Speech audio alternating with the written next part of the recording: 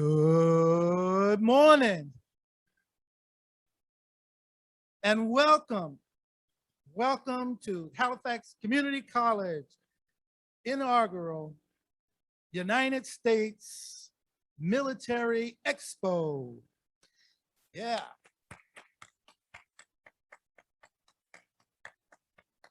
Boy, we have a fantastic and exciting day planned for all of you today. And I hope that you'll be able to experience everything that we have set up. Please, for the most special part of our day, we're going to have our first segment of the Expo with the panel discussion. And the panel discussion is going to be highlighting our veterans who are residents of the Roanoke Valley. Please stand for as the posting of the colors by the Northampton County High School Junior ROTC, the singing of our national anthem by Ian Taylor Fillinger and Elizabeth Smalls, members of the Valley Community Church in Roanoke Valley, followed by the Pledge of Allegiance by Mr. Stanley Edwards, Northampton County Veterans Advocacy Commission Chair, and an U.S. Air Force veteran. Please stand.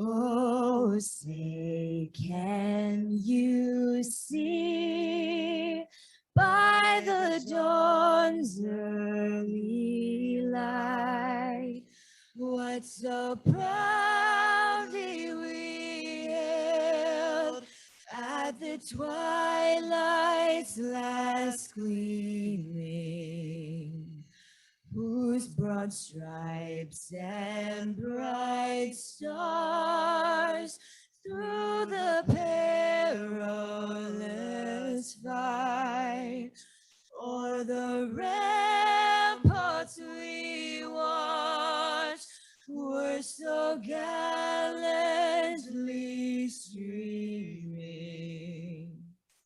and the rockets glare, the bombs bursting in air, gave proof through the night that our flag was still there.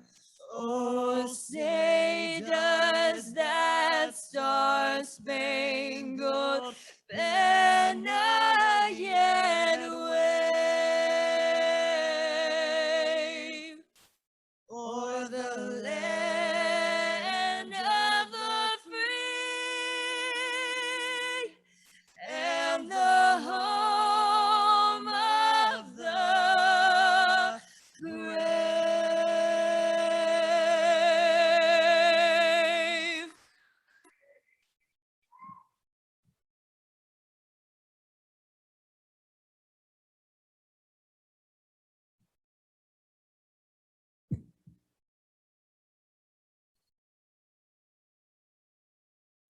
Please remain standing for the Pledge of Allegiance.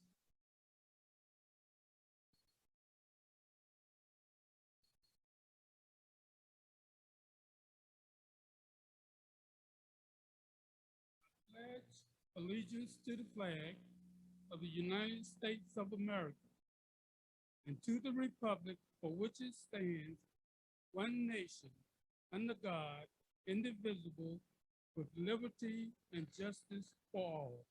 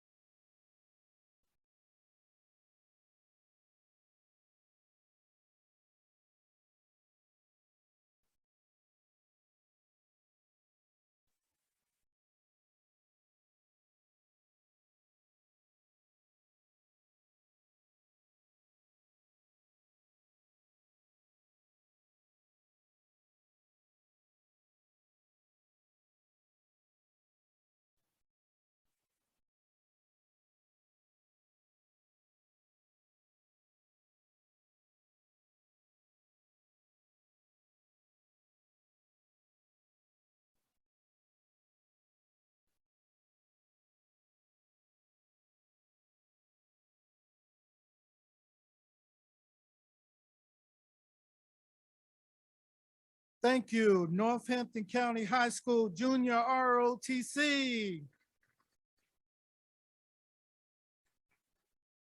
like to again thank Ian and Elizabeth and Stanley Edwards for posting of the colors, singing of the Star Spangled Banner, and the Pledge of the Allegiance. Now we will begin with a greeting. We'll begin with a greeting from Ms. Abigail Fleming. She is a Halifax Community College Associate Degree Nursing student, and from our Honor Society, Phi Theta Kappa, she'll be coming with the greetings. Followed by greetings, we will have Ms. Artasia Parker from Southeast Collegiate Prep Academy Junior ROTC. She's a cadet sergeant major who will introduce the moderator of our panel discussion with our veterans. After the moderator introduction, we will begin our panel discussion. Ms. Abigail?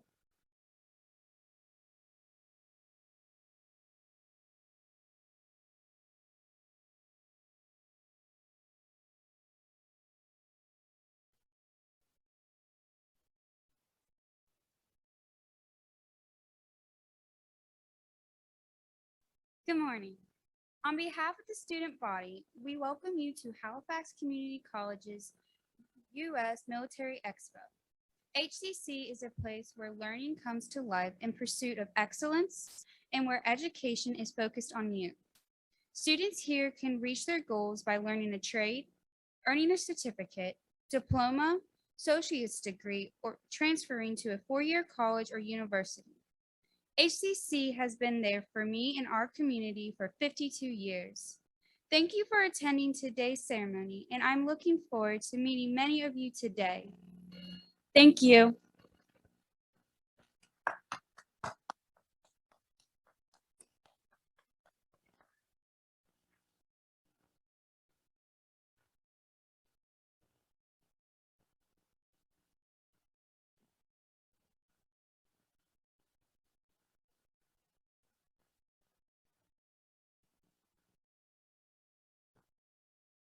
Good morning.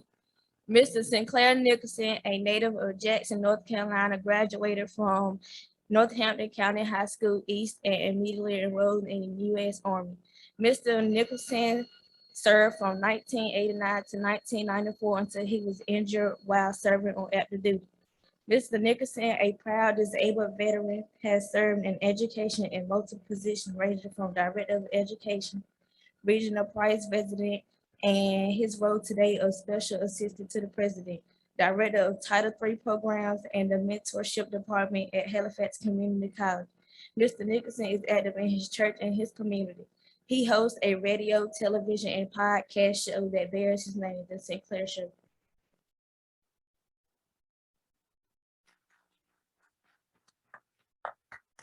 Good morning.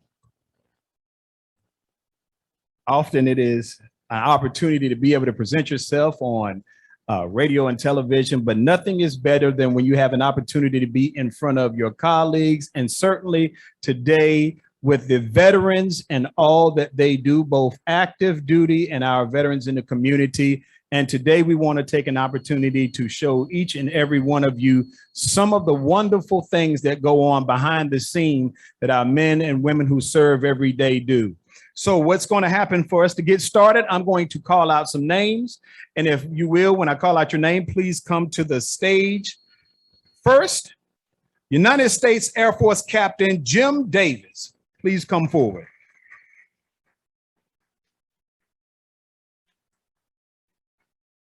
United States Army Sergeant Melissa Battle.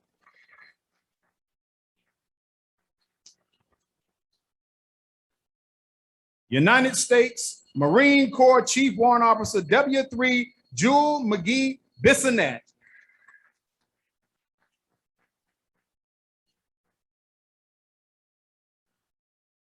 U.S. Coast Guard Chief Robert Kruger.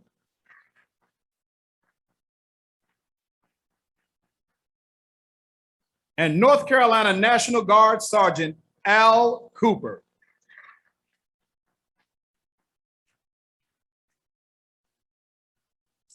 Now, we're missing a veteran from the U.S. Space Force. However, our Air Force veteran captain, Jim Davis, worked in the area of Air Force that branched off into the Space Force. He's going to give us a brief description on the U.S. Space Force and share a recruiting video for your information. Ladies and gentlemen of the panel, you may be seated. Yes, you can go ahead and do it.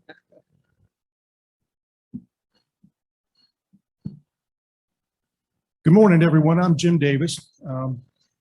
My background real quick for you young folks up here, you can ask the question, how I got here. I can't really explain it because it never was my vision to do these things that I did in my life. I'm from Eastern North Carolina, so southeastern North Carolina. Went to school at East Carolina, and through the fortunate circumstances, the good Lord put me in the presence of a man who saw my future and got me into the Air Force and made an engineer out of me. I wanted to be a fly guy. Wound up in Space Division in Los Angeles. It was a part of Air Force Systems Command at the time. So it was very early in the evolution of space and the things that are important about space.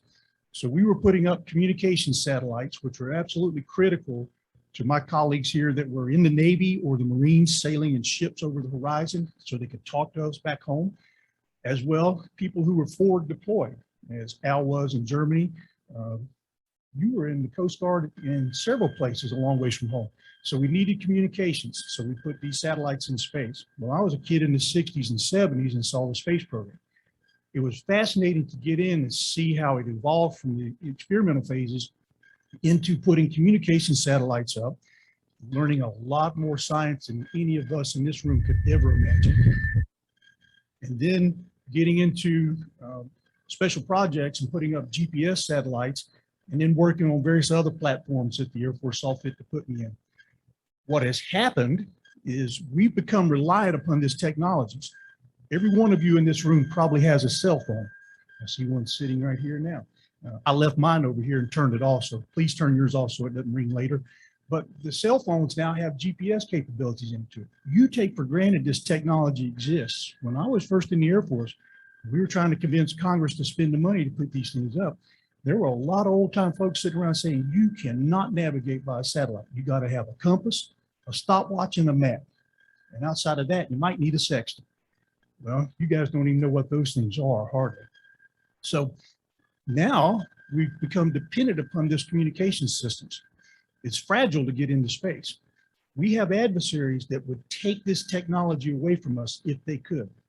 So now the Air Force, it was a subcommand being U.S. Space Command, which I was a part of back in the late 80s. It has now evolved into its own force because now we need to get smarter about how to protect those assets going forward. Our way of life would drastically change if you had to give up GPS. That's just a fundamental piece. It's used for all kinds of navigations for military planes, ships. You guys use it to get around town, go visit your family. So the Space Force is coming online and they are starting out from the ground up. There's a great future out there for a lot of you in this room if you will take the opportunity to look into those people's the careers that they have for you. So with that, they have a video to show you about what the Space Force is becoming, which is exciting for me because it's a lot of things we were working on that's coming to fruition now. Thanks for having me, everybody.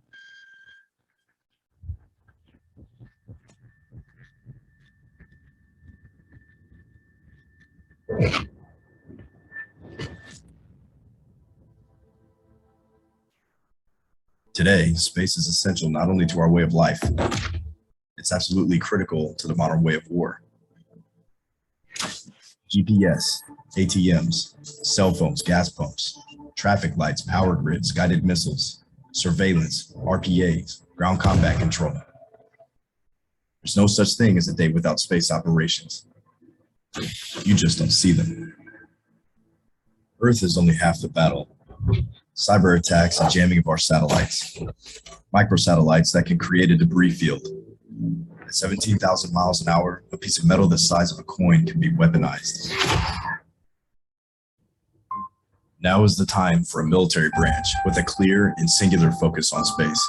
A military branch that protects the hopes and dreams of America and our way of life as the space domain becomes more and more contested. It's time for another giant leap. The United States Space Force is being built from the brightest minds across the space operations of the Air Force, our joint services, and the private sector. We aren't just getting ready for the near future, we're getting ready for the 22nd century. When our enemies ask, what if? We will have an answer.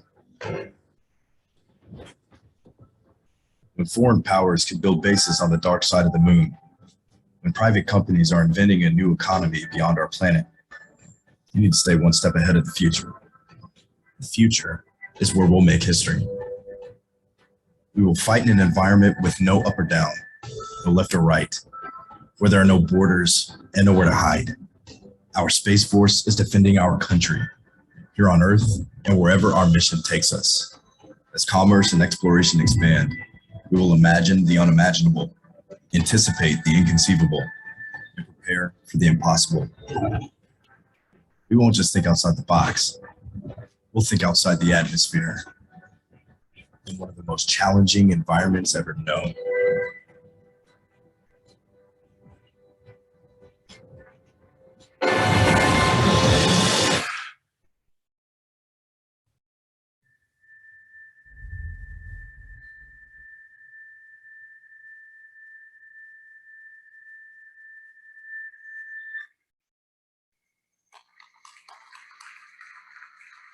That is excellent.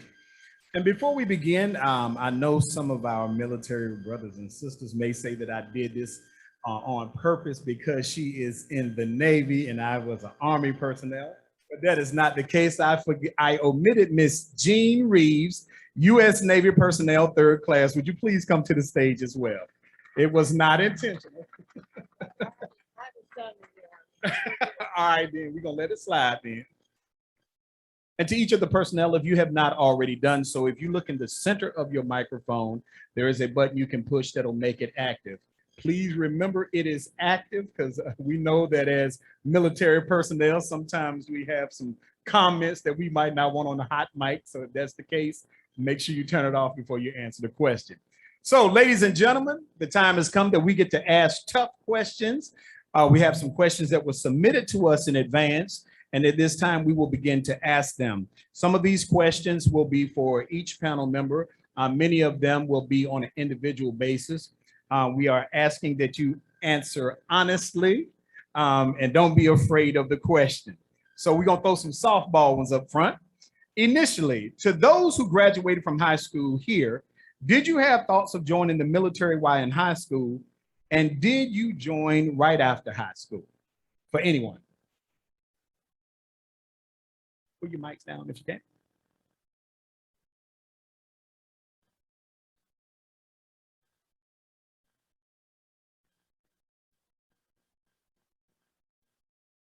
Because I was in high school in the late 60s, early 70s, we were having a lot of difficulty with integration.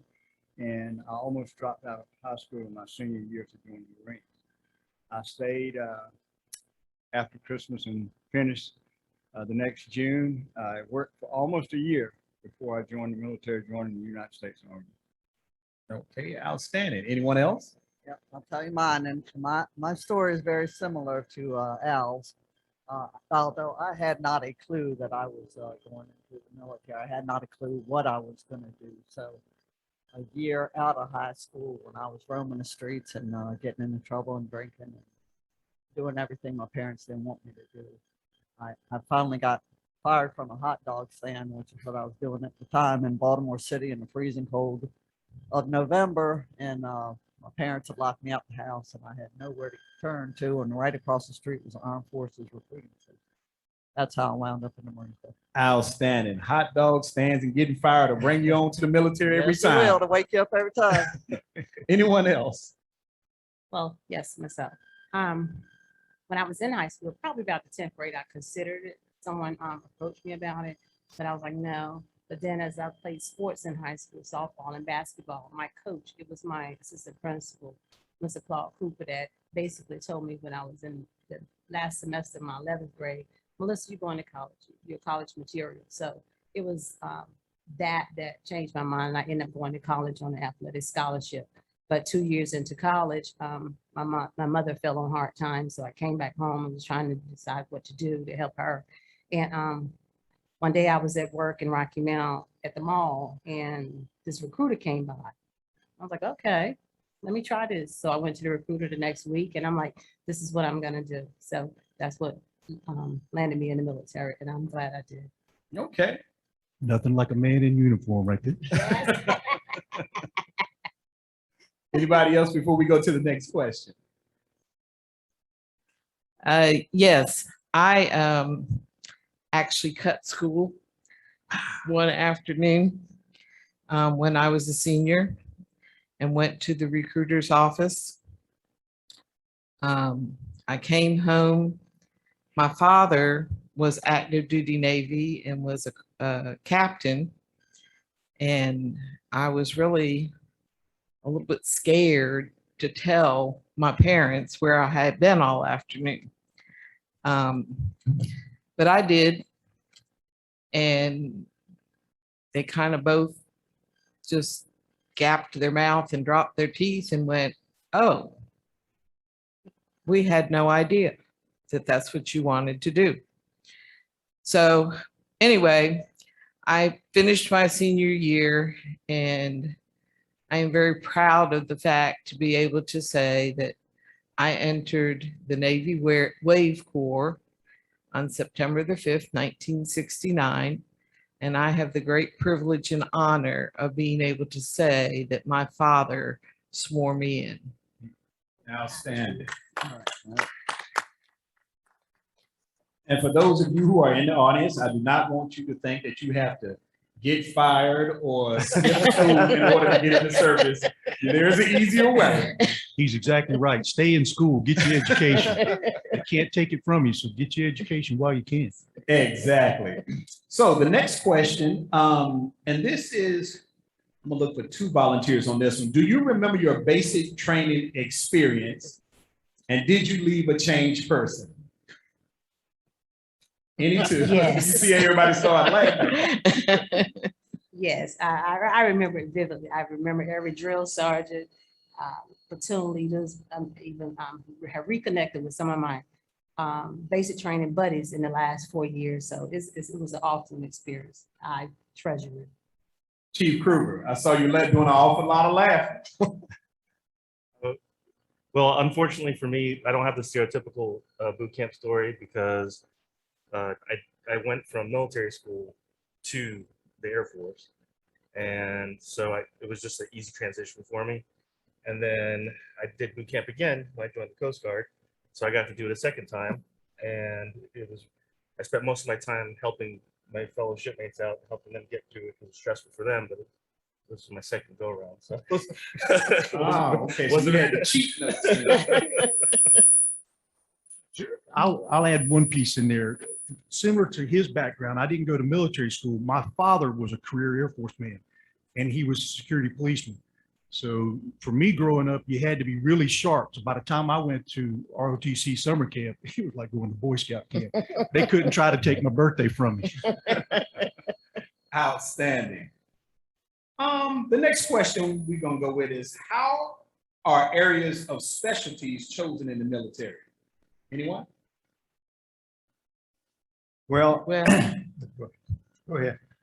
well, I was actually a recruiter when I was discharged, and your enlistment process is really not difficult, but it has several steps.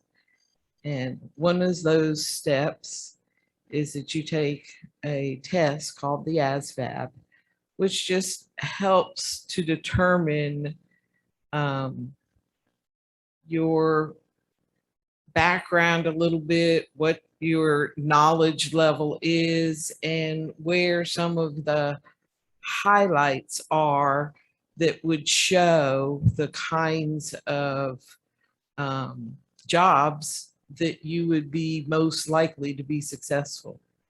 So that, combined with just your conversation with the recruiter as to what you think you might want to do, helps to determine what that job will be.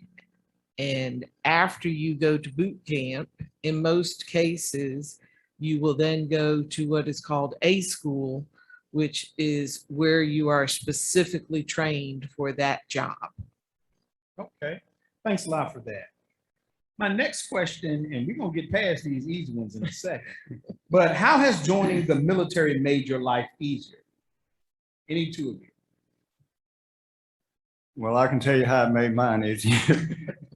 I enlisted in a time when Vietnam was still going on.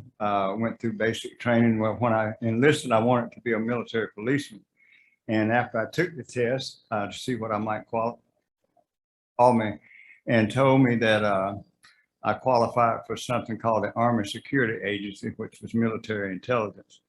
And he changed my mind about which skill to go with. So I went with that one, but it also required a top secret cryptographic clearance, which you had to have no matter how smart you were, you had to have that clearance. So by the time I went through my schools, I was almost a year into my career, and I got my top secret clearance and was able to go to Germany, spent 2 years, which was a very good assignment, and came back home and continued. So I made a career, which I still get paid for. Okay. Anyone else? But for me, the military is, it was rough. Like there was ups and downs throughout the military, but once I retired and all the benefits that come with it, there's lots of appreciation, both with your peers and your shipmates and your fellow soldiers and stuff, or airmen, and that aspect of it, in my opinion, makes it easier for me. And then also financially, it helps you to based on, because when you retire, the healthcare system that you're going to have when you get out is stupendous. It's really competitive to what you can get on the civilian side. And I mean, there's education, there's medical, there's so many things, more things that I have time to speak on. But there's plenty of benefits. Talk to your recruiters or to come talk to us afterwards, and we can fill you in. Thank you. And the last softball question of the day is, what is one of your best memories of being in the military? And it is the last easy one, so you might not get this one either. So that one is helping people. I really enjoyed it. I didn't really get to do that in the Air Force because I was a security policeman, so different type of job, air base ground defense. But then when I went to the Coast Guard, I got to actually help a lot of people, whether it be with search and rescue or with victim advocacy or anything like helping people with suicide. It was just really awesome giving back to the community at large and my peers and all those critical incidents. So I really enjoyed that. Okay, anybody else? Yeah, I'll go. I think the best thing about the military, or my best experiences, were the different places that I traveled to. Before I went in, I lived in Baltimore, Maryland, had never been outside the state of Maryland except to come to North Carolina where all our relatives were. And so right out of boot camp, I got stationed in San Diego, California. I had never been on an airplane. I had never been to the West Coast. I, again, never ventured outside of my comfort zone, basically. So going to California, meeting people on the West Coast who made fun of my accent from the East Coast, and getting to know all of the different racial groups there are out there that you never just experienced on a day-to-day basis. My duty station after that was in Okinawa, Japan. So getting to meet all the different people and cultures in that area, you just can't replace getting out, getting to know different people, getting to know different races and cultures, and then friends that you just have for the rest of your life. You can't replace your friends, become your family when you're far from home. So you can't replace those experiences and those friendships. Thank you for that. Okay, so let's start with this. Was there ever a time when you wondered if being in the military was not the best decision for you? Sure, that was my experience when I was graduating there from college. The politics of the day they didn't have enough airplanes in the Air Force for the guys that were already pilots. I wanted to be a pilot. So when they said, you're not going to get a pilot slot, I pretty much packed it up and figured I would go get another job in the civilian world, go to work for one of the companies in Eastern North Carolina. And thankfully that colonel saw past that and saw I had some pretty good skills and got me a job that has, like a lot of them here, helped me throughout the rest of my life with things like people, the discipline, learning about things that are far bigger than you could ever imagine being from Eastern North Carolina, Maryland, or just right here in Halifax County that have helped me in life be a much better person. And to her point, she said earlier, and hers too, one of the key things I took away from the whole experience was the interaction with people. Beyond from where I was from Eastern North Carolina, I learned more. There's a bigger world out here than just me. Okay.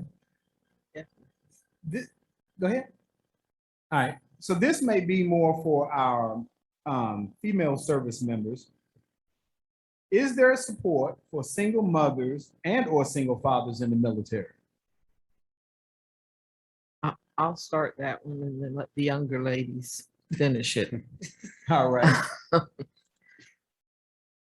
When I was in the service in the late 60s and 70s, it was a totally different era.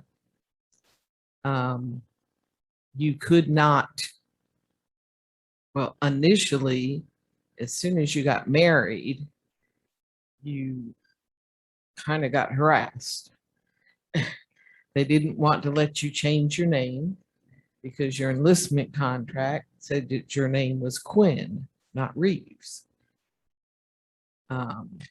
which Quinn was my maiden name. And then when you got pregnant, I mean, that was it. You were out. There just wasn't openness to women remaining on active duty and having a family and having children. And in today's military, it is so much different. You can stay on active duty, you can actually retire, you can get those benefits, those kinds of things. I like to think that maybe I was at least a small little pebble in creating the path that allowed for so many of the changes that occur now because there is that support. And again, I'll let some of the younger ladies finish the rest of that story. Younger ladies.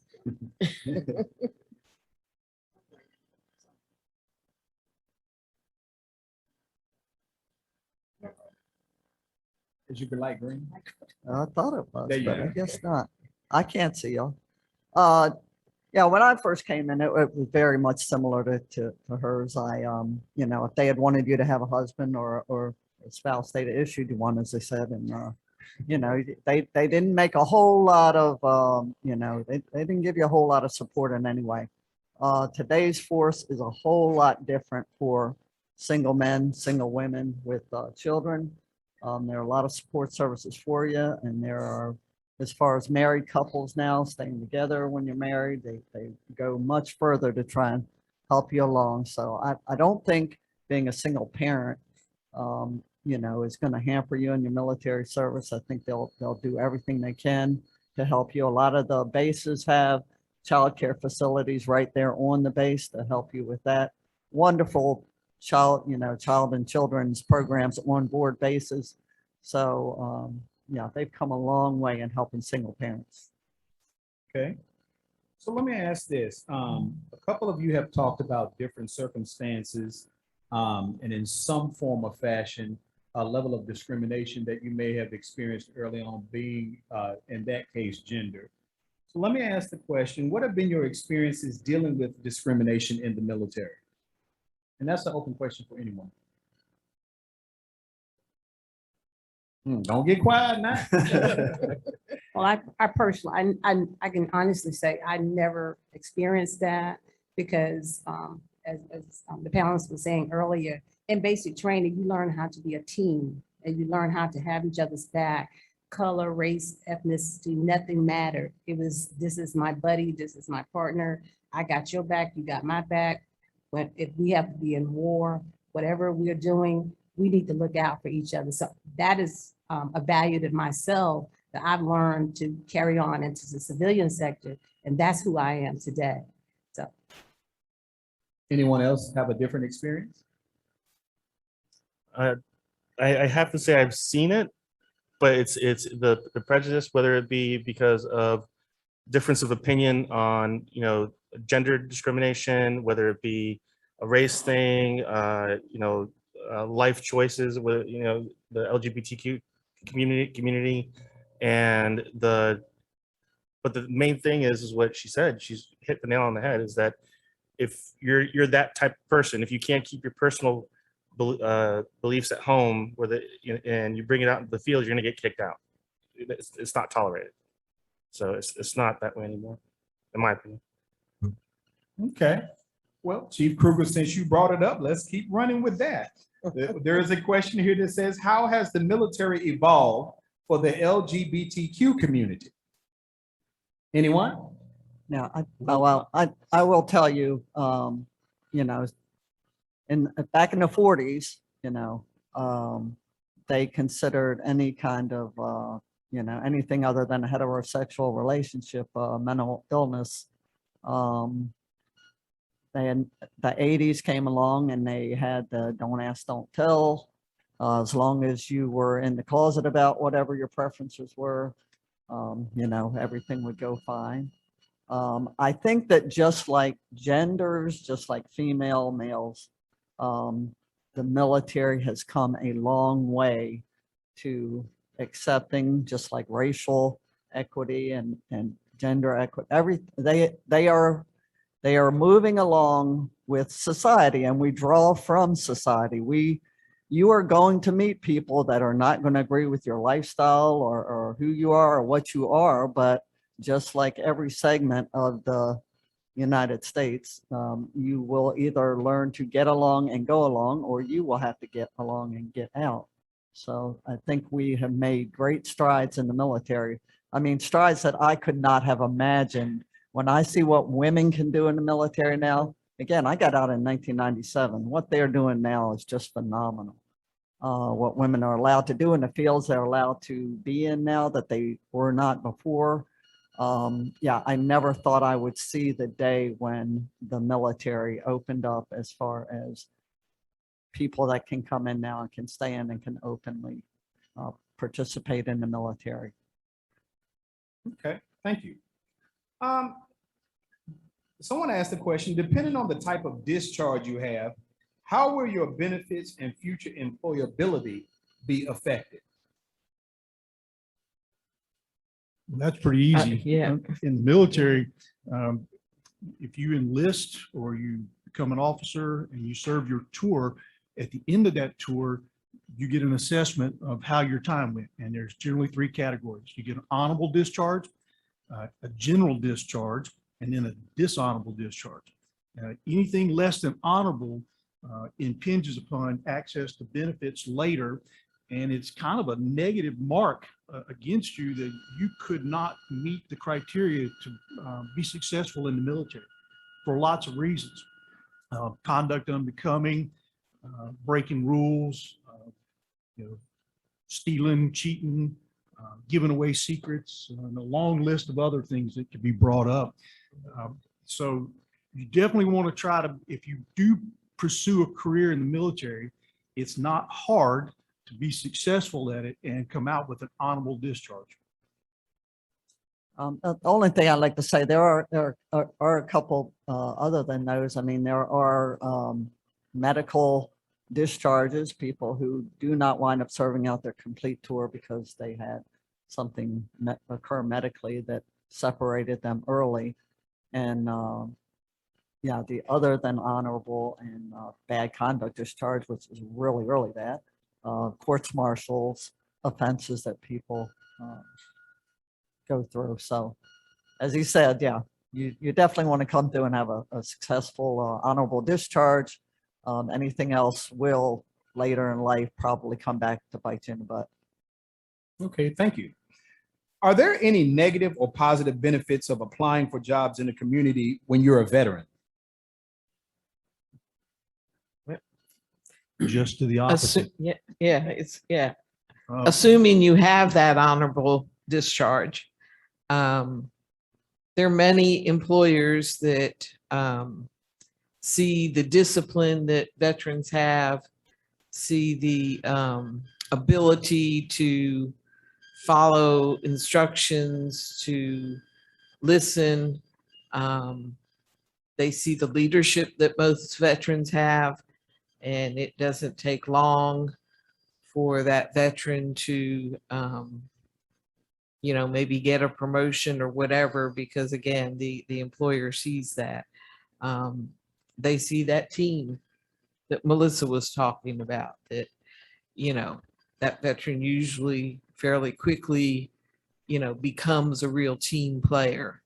But there are some employers out there that just don't really understand that. And I'll tell a quick story about my son. He had been in the Marine Corps and he had worked on tanks and driven tanks and whatever. And he went to, and he was a mechanic, and he went to a local mechanic looking for a job. And he showed on his resume and application and whatever, what he had done in the military. And the guy looked at him and said, "Do you see any tanks out there on that lot?" And my son sort of looked at him and he said, "Well, when I get the first tank, I might call you back."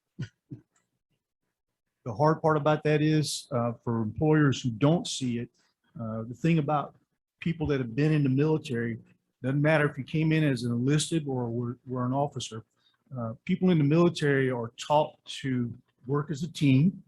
You recognize the objectives and work to solve the problems at hand. So the old catchphrase that got tossed to me by some great people, a couple of good sergeants I work with, you see a problem, you fix the problem. Right. Don't let it become a problem for all of us. So we were all taught to take charge and be accountable, not only to yourself, but to the people around you. And you get to the civilian world, you can't break our habits. Every one of us showed up here early for the time to be here. And as Ms. Mack was telling us what our plans were, we all just adapt and went with it. That's just what we learned how to do. And we just carry that forward in our civilian lives. We certainly thank you for that. Well, they have signaled to me that we have an Apache that has arrived. So I've got two questions, one of which any of you can answer. And the last one I'll ask all of you to answer very, very briefly for us. What is PTSD? Anyone? Post-traumatic stress disorder. It comes after having a bad or several bad experiences, and it can be during war times, during battles, or anything else that might bring on stress that you cannot easily deal with. Okay. All right. Well, we thank you for that answer. I know sometimes some of these questions that I've asked you today can be difficult, especially knowing the things that you guys have gone through during your course of service. So I appreciate you guys. Yes, sir. Go ahead. Could I mention just one other thing since you brought that up? Certainly. Approximately 83% of veterans suffer from PTSD. 83%. And yeah, And as he said, it can come from a lot of things Yeah. that you don't necessarily think it has to be blunt force trauma, hand grenades getting blown up around you. It can be access or seeing things happen around you that are hard to comprehend, that you just have to trust God, it'll be okay. Well, and I think it's important to say it's not exclusive to the military. I mean, I'm Right. sure a number of y'all out there know that You know, PTSD can also go hand in hand with many forms of abuse, you know, Absolutely. The military, physical, emotional. to her point, the military can be a dangerous place on a personal level and in the job experience, and it'll impact you. If you stick around long enough, we all got probably stories we can tell of people you knew who are no longer here. They've met their ultimate ends doing the jobs. Yeah, and just to emphasize, everything from, it's sexual assaults, domestic violence, all that stuff. Even a car accident or first responders, they can all, it's not specific to the military. And that's why there's so many resources out there and a lot more recognition of that is a problem and how to provide care for those individuals. Well, I certainly thank you guys for that. And the final question again is very, very briefly, how different do you think your life would have been if you had not chosen to join the military? I'll start this one.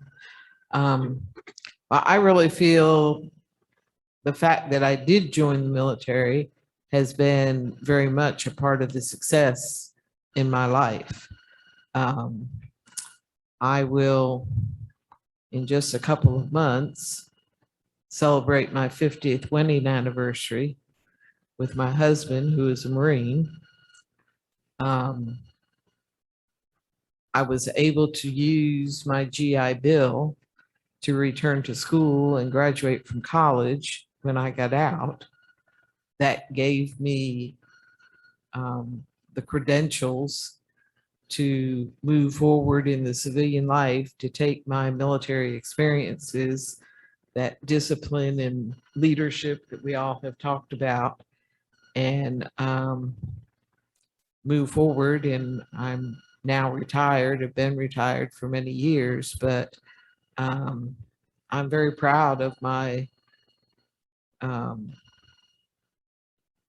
success in my professional life. And then after I retired, and even just before I retired, I've been very active in the community, giving back to my community, and again, continuing to be able to give back as well as use those character skills to continue to help my fellow veterans and help my community.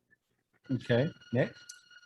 For me, it was definitely something I needed. When I joined the Air Force, I was angry at the world, and didn't really care about much of anything.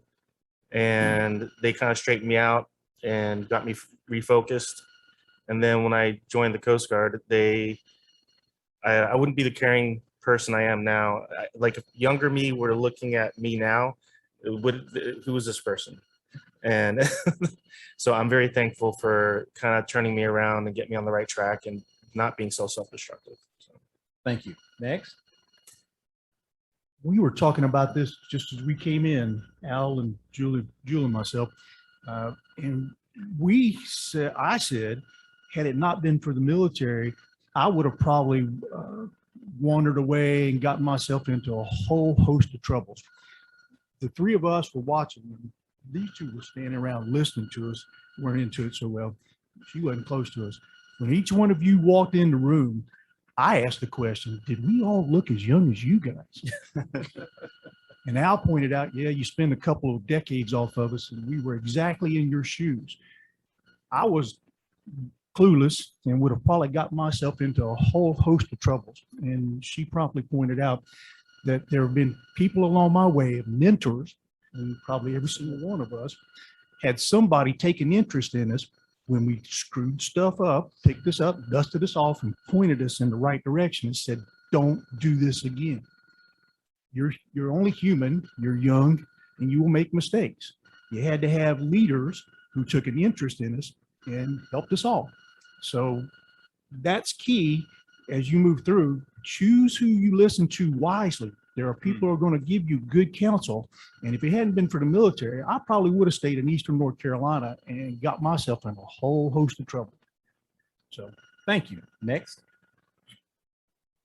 I wanted to say that the military, serving in the military, it gave me 20 years of my best years of my life. I traveled many places I probably would have never traveled before. I've met some awesome people along the way. I ventured, I took adventures, I took chances. I just enjoyed life, and I would do it all over again if I could. It has afforded my children, my daughter, my oldest daughter graduated in 2018. Veteran benefit, we didn't have to pay a dime for college, plus she got a check every month from me as my veteran benefit. Have a daughter now that's a senior in college, getting ready to graduate in May. She hasn't paid, we haven't had to pay a dime out of pocket for college, plus she gets a check, $1,200. Not ashamed to say it, every month. She do what she wants to with it.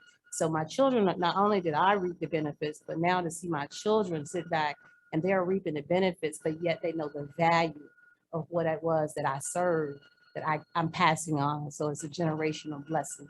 So I'm grateful for my military service, and I would do it all over again. Thank you. Yep, I can Before- echo the before you go, sentiments. One thing to add into that, you heard what she just said.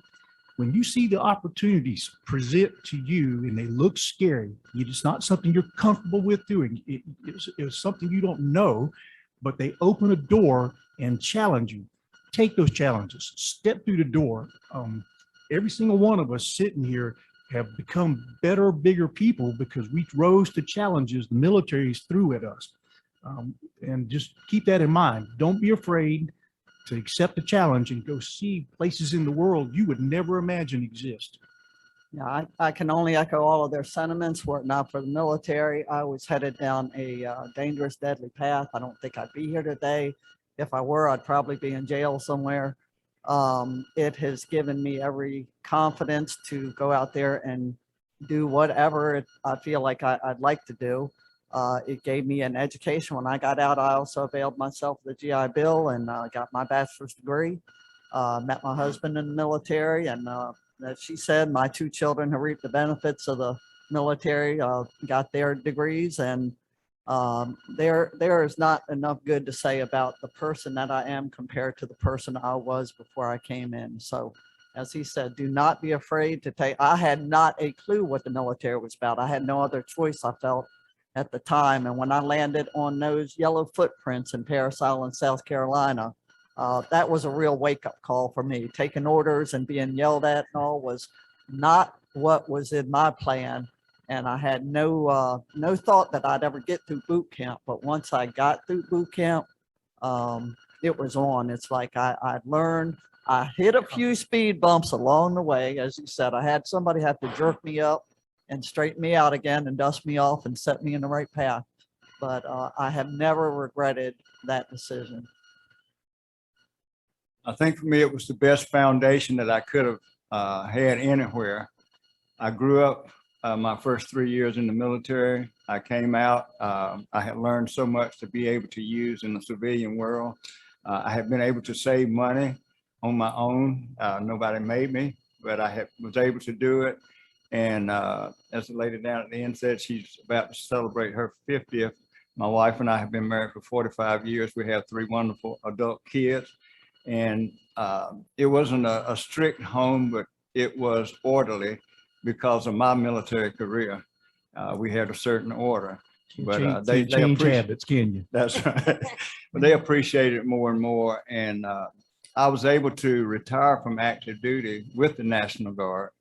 So ever since 2005, I have received a retirement check every month, and I don't have to worry about that. I received the medical benefits, the educational benefits, and because of my leadership in the military, I have also become a leader in my community. Well, I certainly thank each and every one of you for your answers and your candor with us today.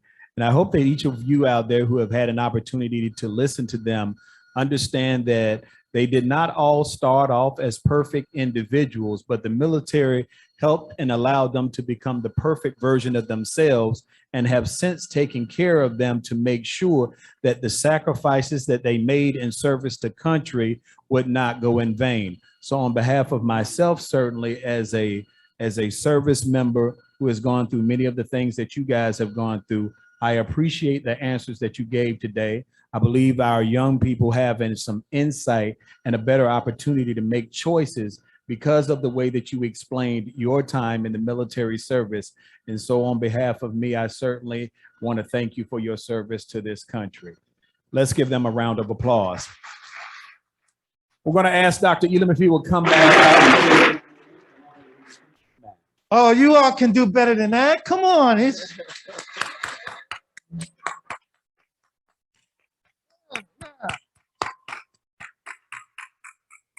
Oh, absolutely. Thank you all for your cooperation. First of all, I want to thank our moderator for his great moderating the panel today and keeping us on running and keeping it a little light too. We really appreciate that to Mr. Nicholson. Thank you, sir, for your service. I also want to give my personal thanks to the panel. You could have been somewhere else today. You could have thumbed your nose at us and said, no, no, no, I don't care what, I'm not coming, but you didn't. You decided to come and share a little bit of your life and experiences with us today. And we are all better off for that. So thank you all again for coming and volunteering to do that.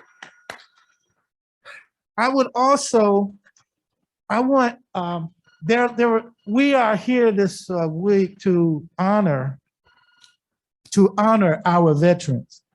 So at this time, I would like all of our veterans in the house today that are not up here, please, if you're in the audience, please stand up so that we can shower you with our appreciation.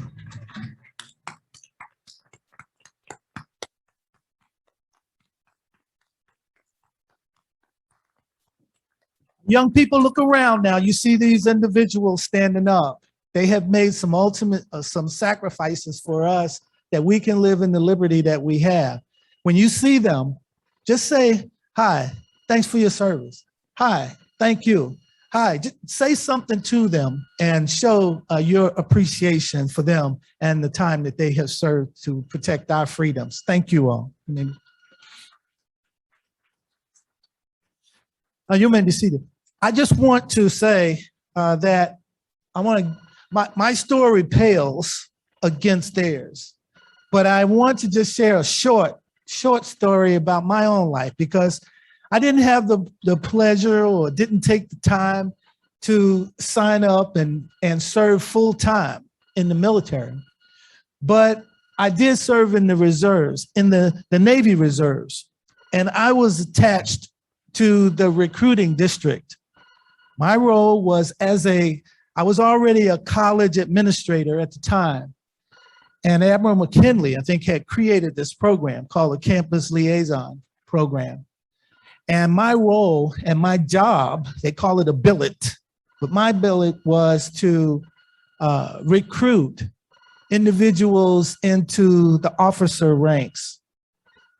And my day-to-day job was to find professors on college campuses or instructors in the high school system and gather them and take them to A schools, to take them to the various locations throughout the United States where the training takes place to prepare our soldiers and our military forces to go out and protect us.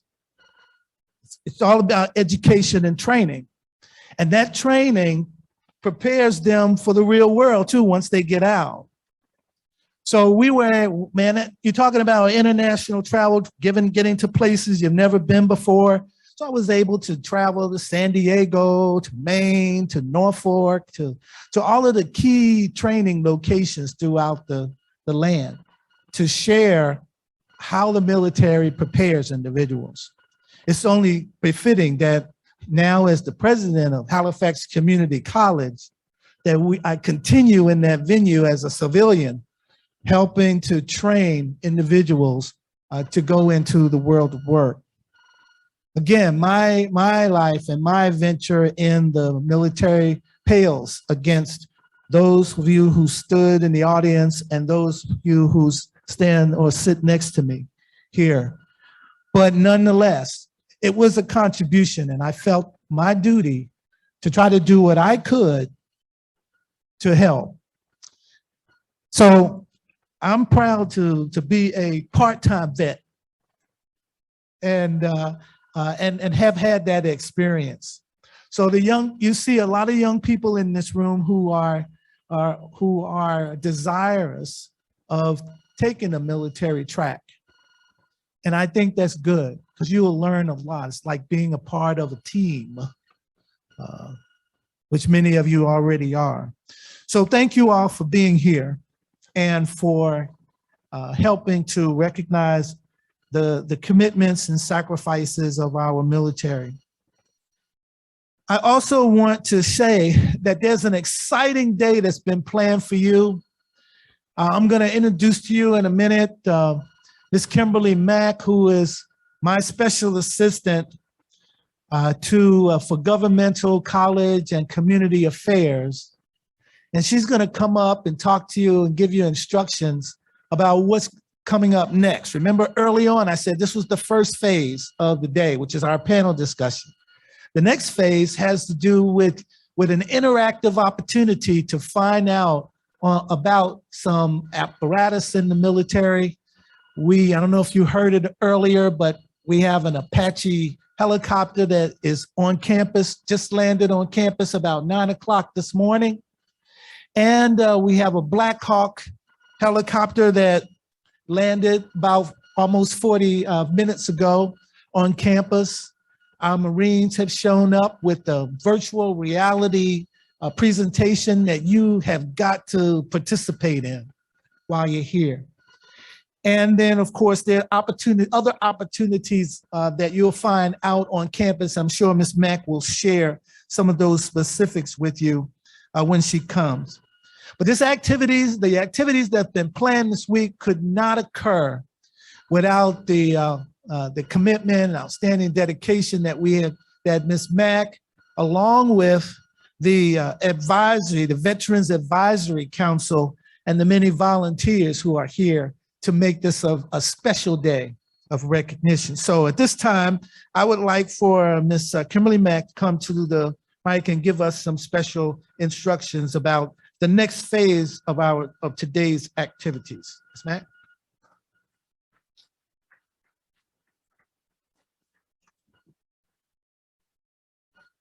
Good afternoon. I think it's still good morning, so good morning.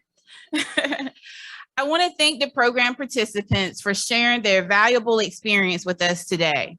Sharing your expertise has been an enlightenment to us all. A special shout out goes to the HCC Mentorship Department and Southeast Collegiate Prep Academy Junior ROTC for being ushers today. Northampton County Junior ROTC for posting and retrieving the colors. Thank you everyone for your participation and coming out. Immediately following this program, we will have the opportunity to go outside and visit with many vendors, food trucks, branches of the United States military, East Carolina University and Elizabeth City State University ROTC program recruiters will be present.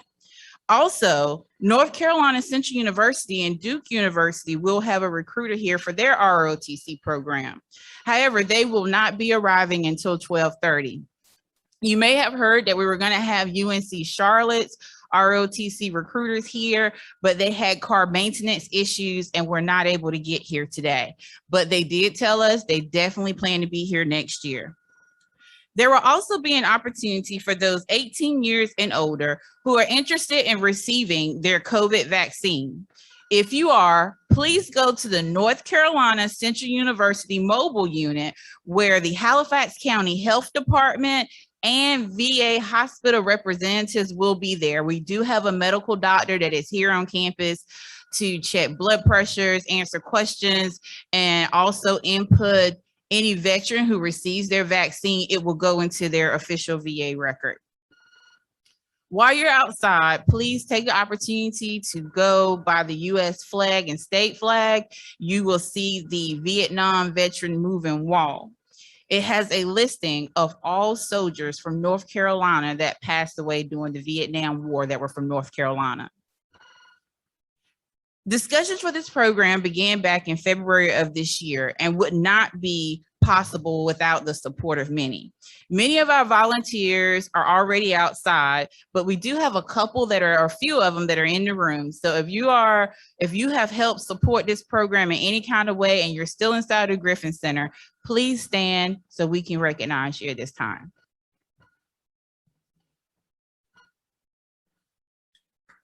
Yeah.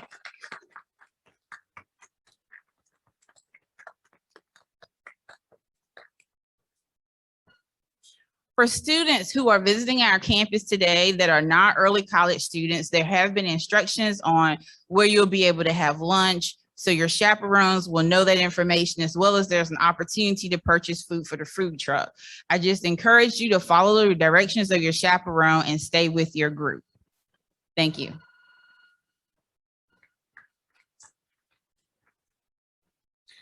We're almost done. But I just wanted to say too, as excited as I am about today, I do want to share one disappointment. I am a Trekkie. And for those of you who don't know what that is, I like Star Trek. And when I heard that Starfleet was going to be here, I really got excited, but then disappointed when I knew that they could not be here. But Captain, thank you for saving the day. All right, appreciate it. Now, at this time, will everyone stand for the retrieval of the colors by the Northampton County High School ROTC?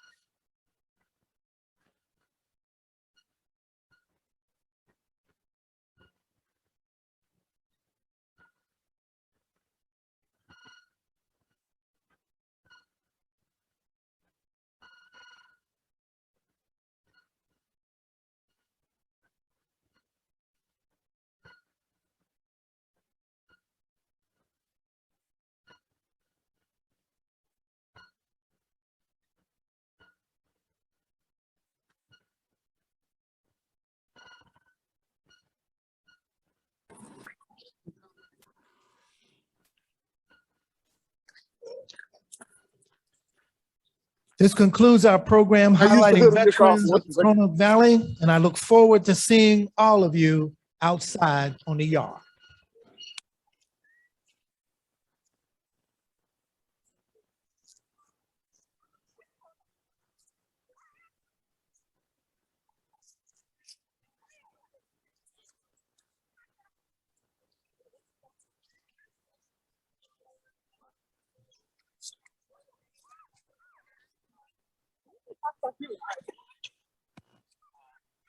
Yeah, I'm sure they'll do that for you.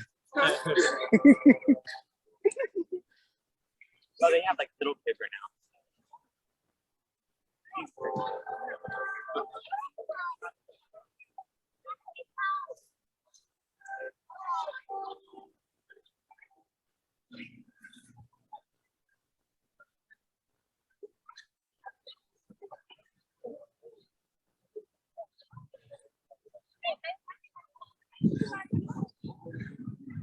What do we have here? Come back. This is the official Zoom. What's going on? You might want to tell them.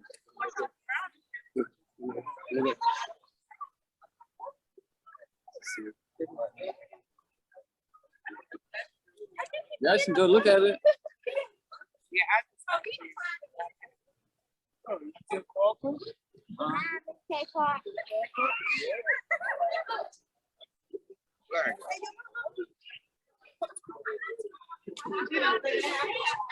She's strapping in.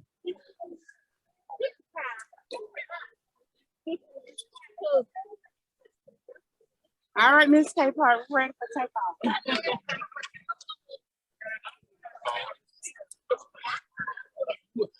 You want to go on vacation?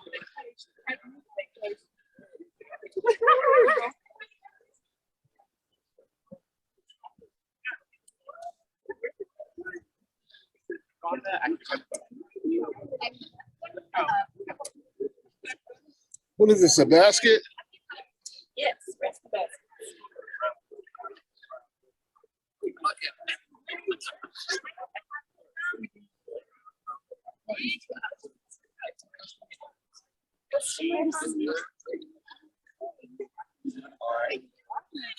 So this is the Black Hawk helicopter.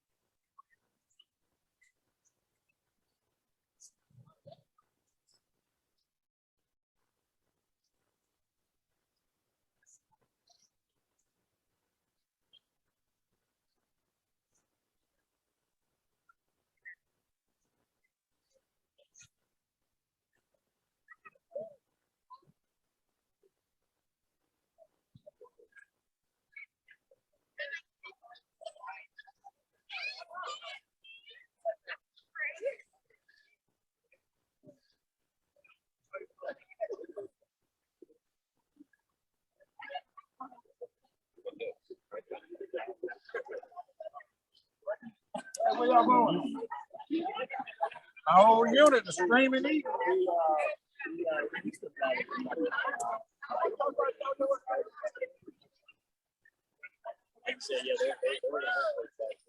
They have that distinct sound. You know when it's a you.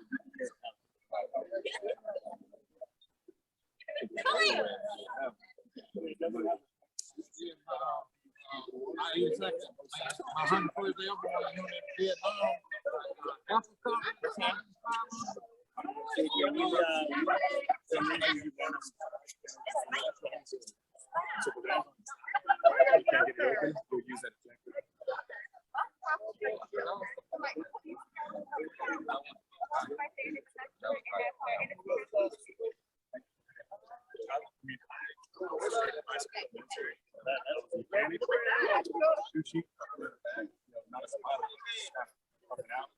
And then I made weights. Hold on, don't step right here, step right here.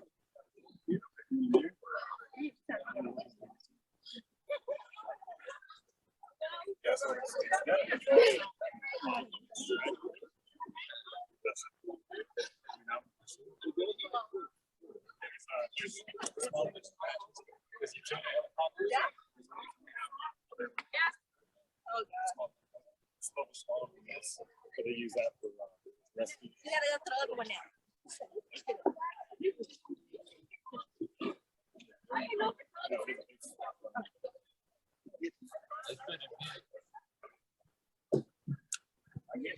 Get up here.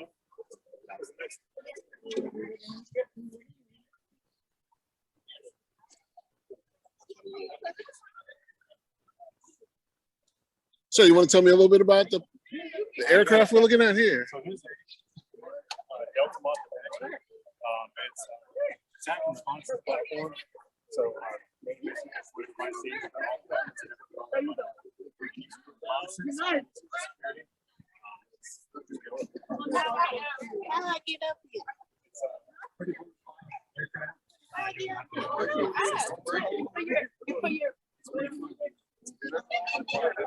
Thank you so much.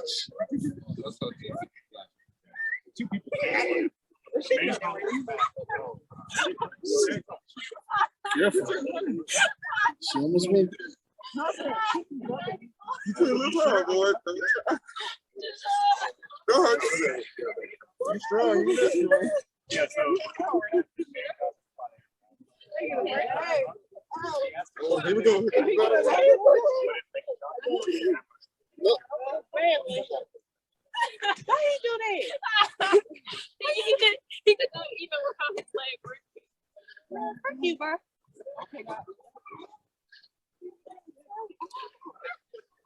What happened to you?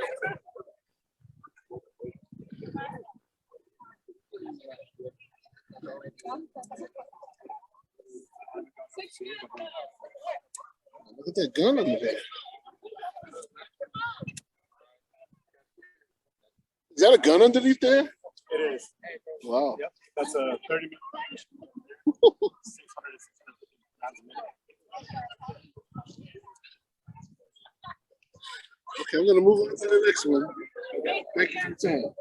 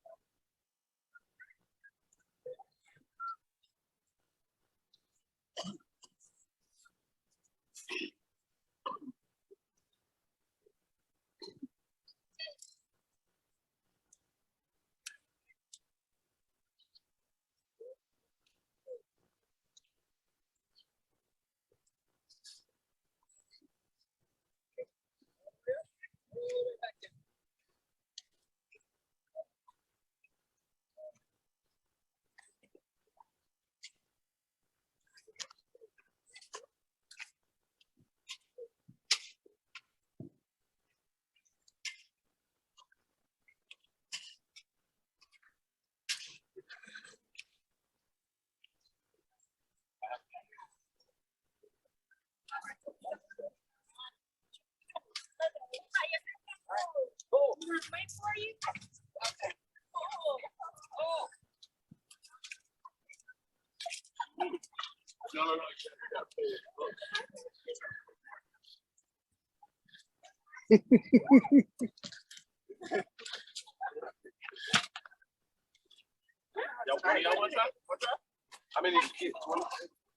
You know, if I wasn't holding the camera, I'd go ahead and show you guys how to do this.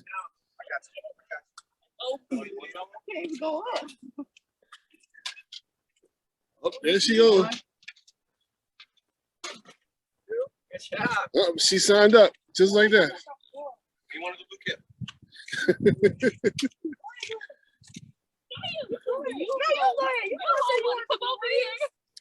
Come on, try one.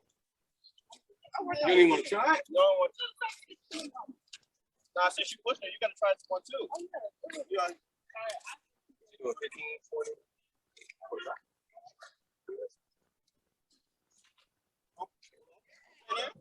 Okay, then.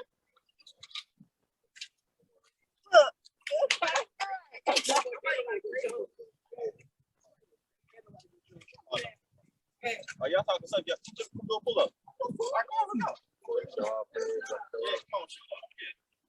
Boy, there's not one bar.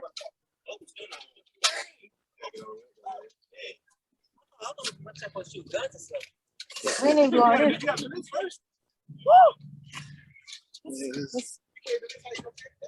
It's hard for me to just do the guns. Me a real life skin. Real one. Let's get two. I know. You're a real one. Okay. You're a little skinny.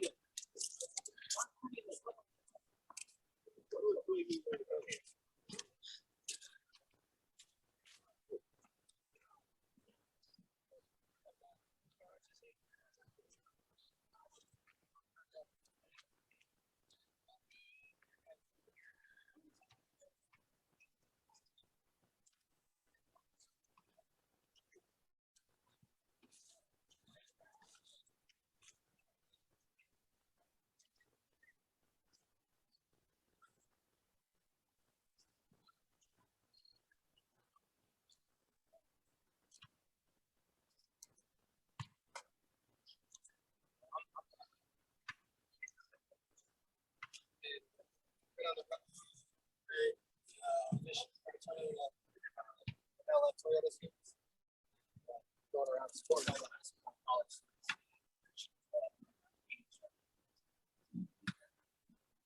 If you guys want a chance to make that for this video, they're on from check them out.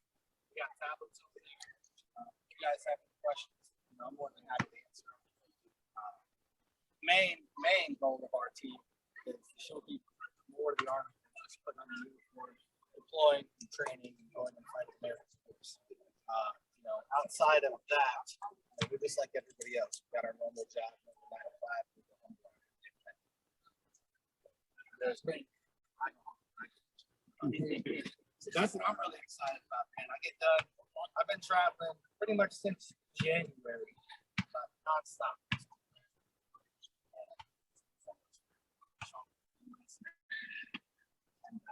As soon as I get back,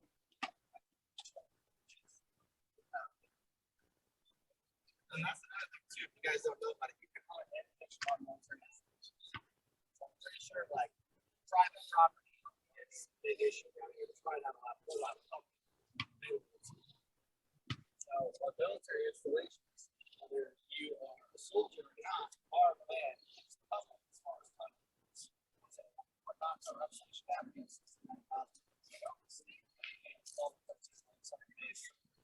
soon as I get off work, I can do what's important.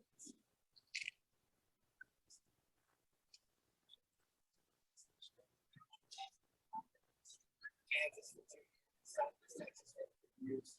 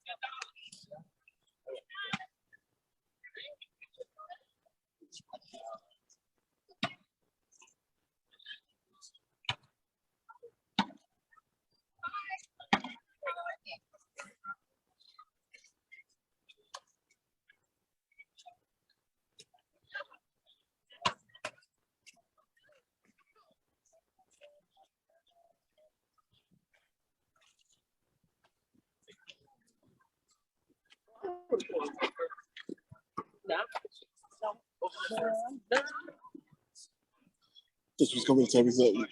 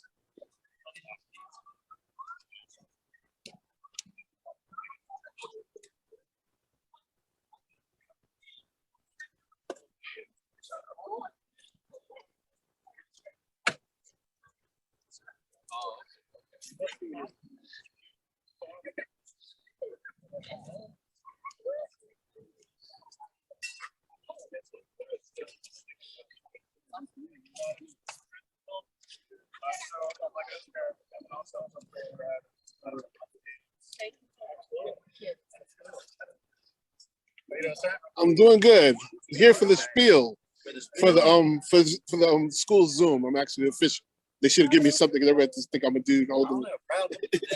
Absolutely, sir. See, proud of my dad. He told me to do this. Okay. I was out here trying to know what we can do. Good opportunities. So yeah, we're part of the military. One of the armed forces. The difference with us though is we're part of DHS as well. So our mission isn't so much war, it's more national security. What grade are you in? Thank you. Only 40,000 big active duty. Everybody gets a game, being operational. Y'all get a business card yet? Training. We be part of it. So you get to go. Okay. I've been involved in law enforcement, search and rescue, hurricane response. I only got 10 years. Benefits are the same for everybody. There's a little plastic. Gotcha. Thank you for your service, sir. Hey, thank you, sir. Here, I'll switch it.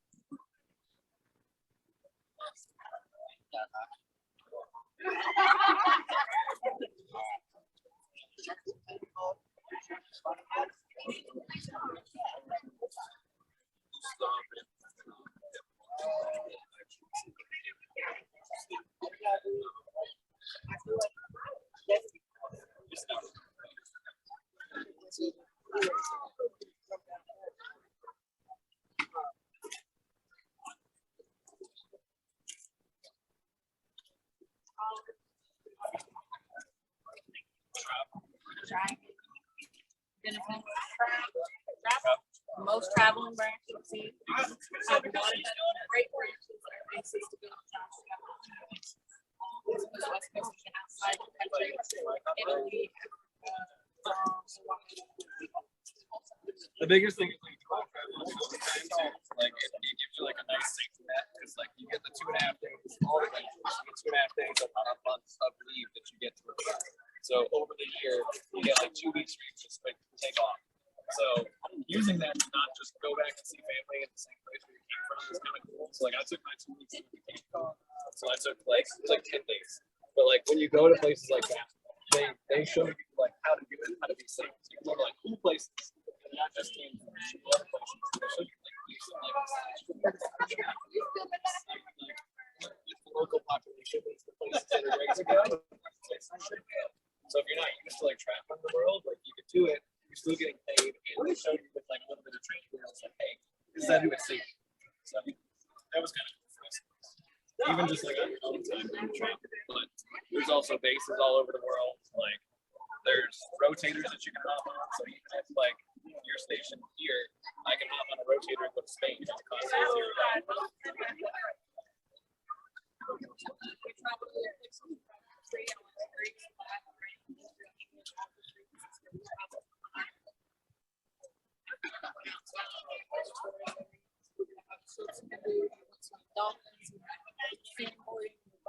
Did you do the feeding fish thing? Oh my god. So like the Mediterranean area, yeah, they have little minnows that are, oh my god, it's so sick. No, you see a grown man just Google it. Yeah. What's that?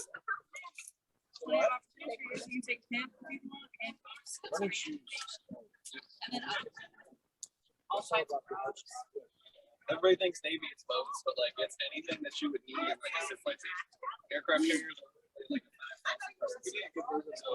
like perfect steps. People that work on electrical power plants, we need people to maintain IT systems to be able to deal with all the different like plumbing stuff, flying. So it's not just like military related, like you're in the military, but you can do a whole bunch of stuff. Which I do the nuclear engineering stuff, but like right now I do digital marketing, so I do ad buying. Like my full-time thing, setting up this place, and like.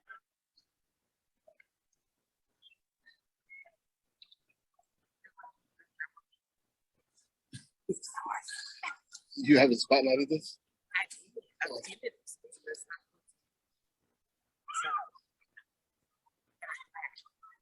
Track you down. What's up? Good.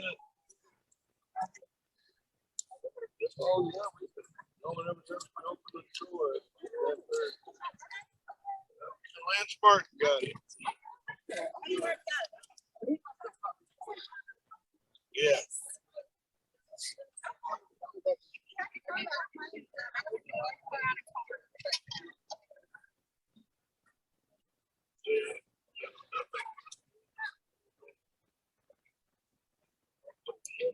Hello. What are you guys doing out here today? We're on Zoom for the school Zoom.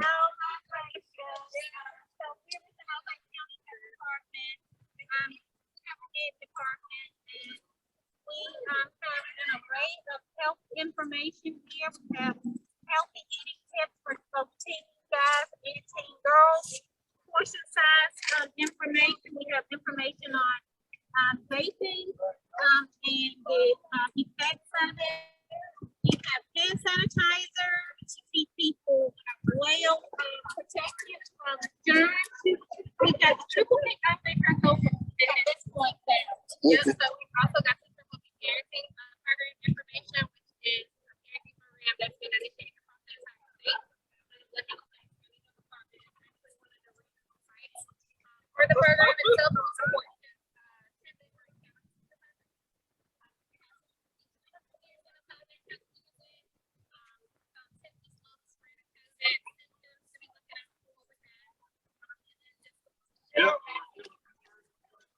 Okay, well, thank you guys for coming out. Well, thank you guys for hosting and having us. All right, lady. Thank you. I'll be back. Thank you, Bruce. Cold beer, t-shirts. Isaiah.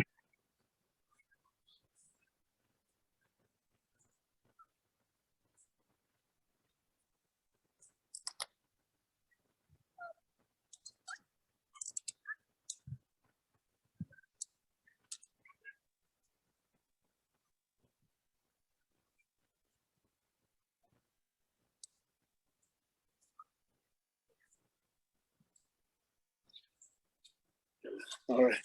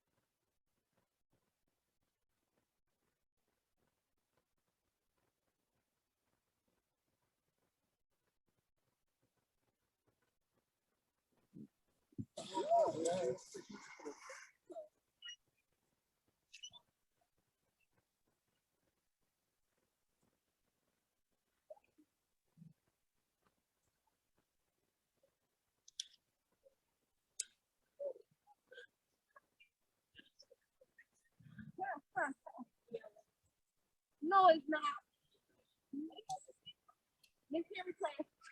They had to be virtual. We were virtual, so. But they had her birthday.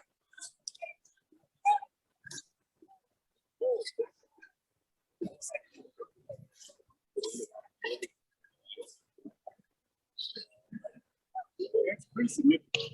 I heard about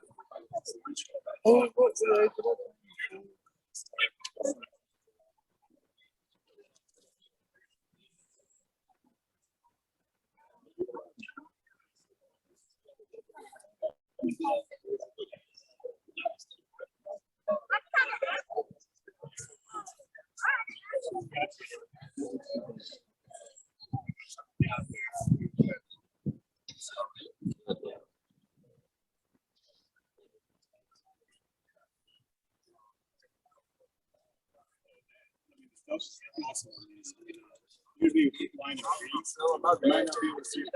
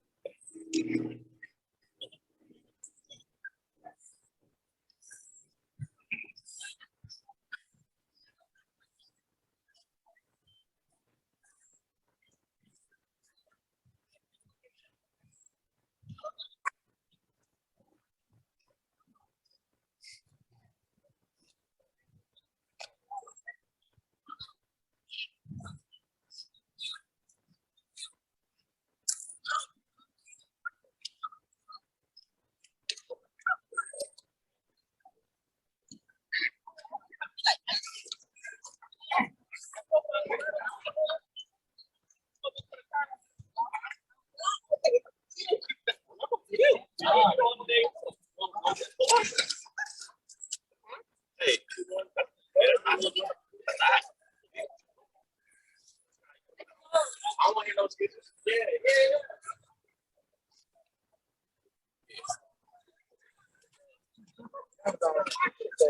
So you want to go down?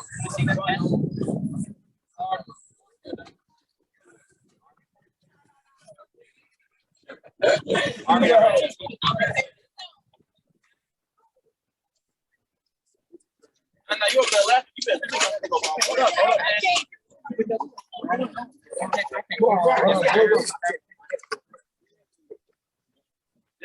No matter how tall.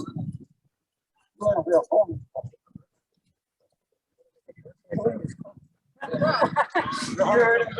He said it.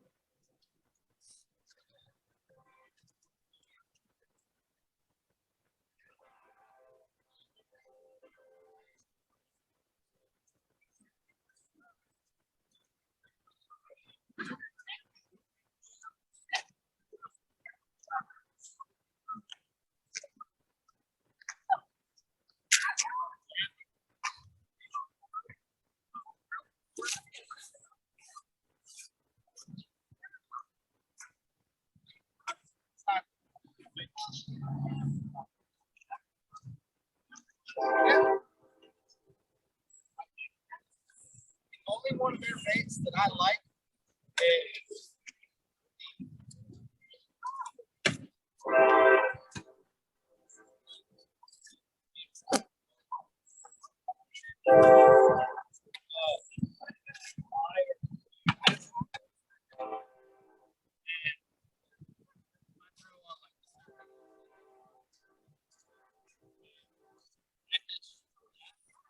minutes.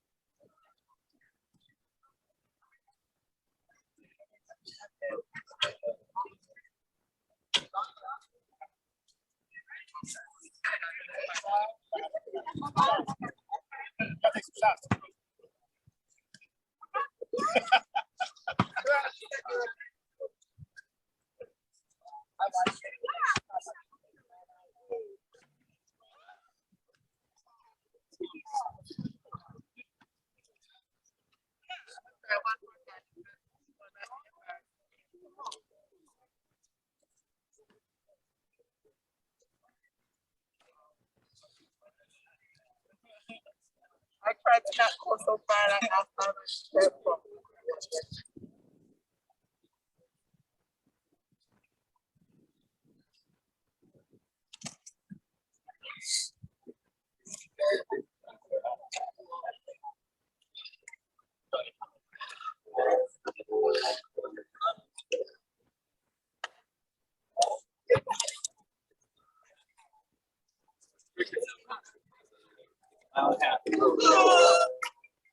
You can do that.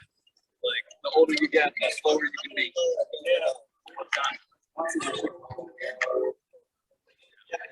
Yeah, you have to do it at camp, and you guys hear from schools.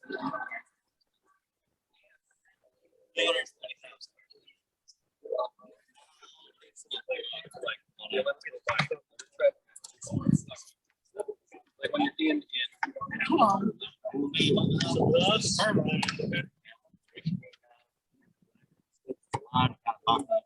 Outside the box thinking that we just start out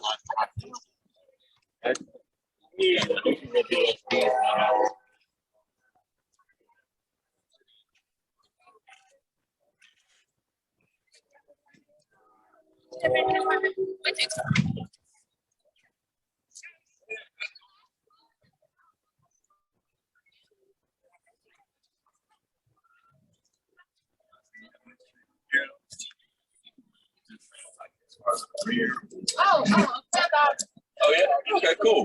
Yeah. That's not when I hear like. So, first off, I'm just sanitizer or pedometer.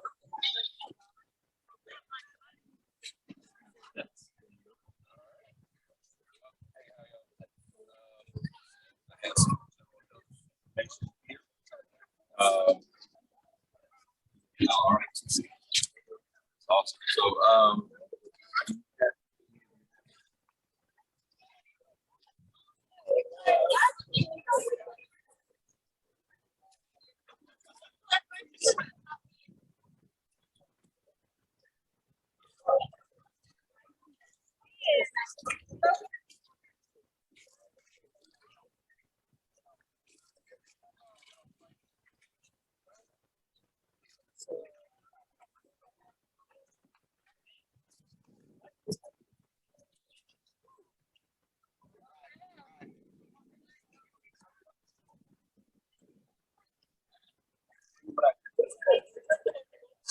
see.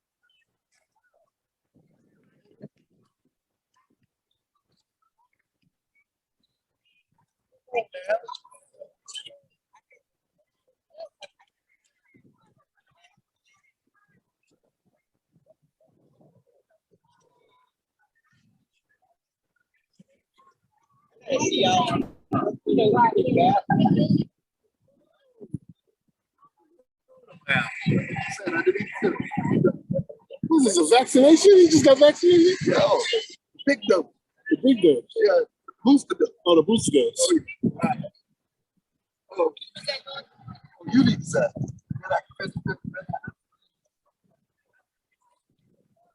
Although you got the name tag.